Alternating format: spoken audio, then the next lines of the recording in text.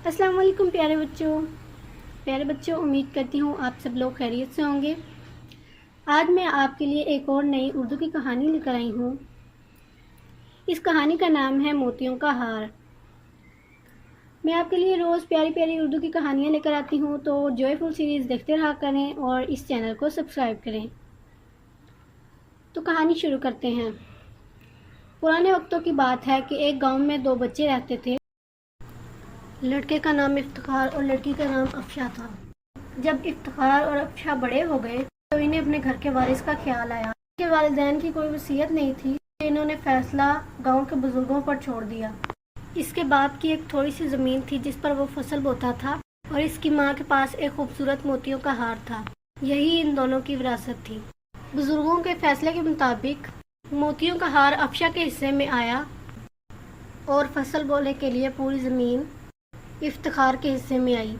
इस फैसले से अफशा तो मुतमईन थी, लेकिन इफ्तिखार इस बात के खिलाफ था। इसने सोचा कि इसको मेहनत करने के लिए ज़मीन दी गई है, इसकी बहन को बैठे उठाए इतना कीमती मोतियों का हार मिल गया है। इफ्तिखार ने ये बात अपने दिल में बिठा ली थी। उधर अफशा हर वक्त उस हार को अपने गले में पहने रखती थी और रात को सोते वक्त हार उतारकर अपने सरहाने के करीब रख लेती थी। एक रात जब अफशा अपने कमरे में सो रही थी, दबे कदमों इसके कमरे में दाखिल हुआ और मौका देखकर तकिए के नीचे से हार उठाकर इसका भाई गांव से फरार हो गया। इसने हार गांव से कुछ दूर जंगल में एक दरख्त के नीचे मिट्टी में दबा दिया, ताकि कुछ दिनों बाद जब ये मामला थम जाए तो ये हार बेच सके। अगली सुबह जब अफशा उठी तो हार को यहाँ ना पाकर परेशान हो गई। इसने हार को हर जगह ढूंढा, मगर उसे हार ना मिला।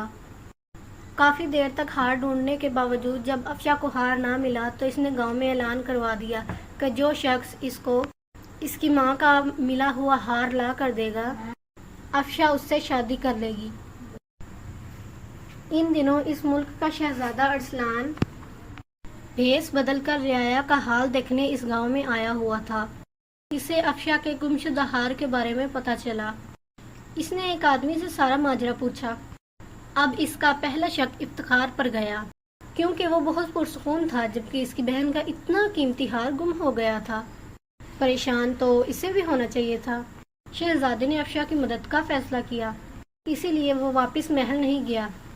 गांव में रहकर शहजादे ने इफ्तिखार पर नज़र रखना शुरू कर दी। रात को इफ्तिखार हार को लेने के लिए जंगल की तरफ रवाना हो गया। शहजादे ने भी इसका ताक़ुब किया। जैसे ही इफ्तिखार ने ज़मीन से हार निकाला, शहजादे ने इसे पकड़ लिया। शहजादा इफ्तिखार को अफशा के पास ले गया।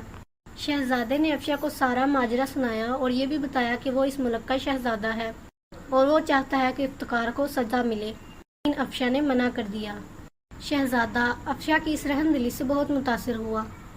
अपनी बहन का ये हुस्न सलूक देखकर इफ्तिखार ने शर्मिंदा होकर बहन से माफ़ी मांग ली। अफशा ने इसे माफ़ कर दिया। अपने वादे के मुताबिक शहजादे से शादी कर ली और इसके साथ महल चली गई।